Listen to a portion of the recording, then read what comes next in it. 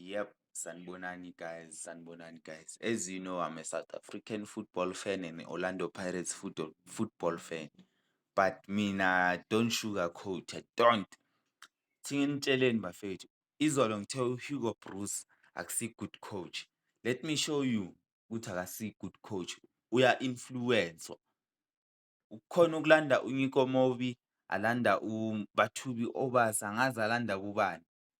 Abangadlali emathimini wabo. Yes. Mara nangu Saleng umdrophe the minute iPirates imdrop, umdrophe the minute iPirates imdrop and uyajima, ujima every fucking day bekajima nePirates, uyamdropha umbizi. Naku manje sodlalela ini le Orbit still awumbizi, and uyazi ukuthi asinayo i-natural left wing like South Africa, asinayo ngaphandle kaSaleng. Angeke ungitshele ukuthi mina uNkotha better than uSaleng. You can never. Ungajutha abantu abangalazi ibhola abalibukela izolo, ababukela amagame ayi-4 kaNkotha, sozothi blind ukudlula uSaleng.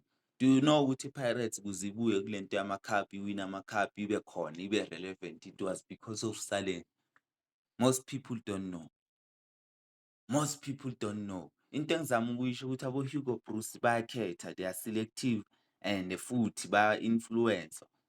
uTeko washo wathi ungahamba kwenye team, once ungasuka kule team ngeke uphinde udlalele neBafana Bafana, and it's still happening up until today. Angeke ungitshele ukuthi wena uBathusi Obasa, uNkotha better than this guy. Abo-Nico Mobi better than this guy.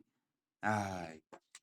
Mina ngikutshela ngithi uSipho Mbule odlala isizini yonke akekho fit ukudlula uSaleng. uSipho Mbule odlala isizini yonke akekho fit for uSaleng. Mina ngakhetha uSaleng over Sipho Mbule. Telling you.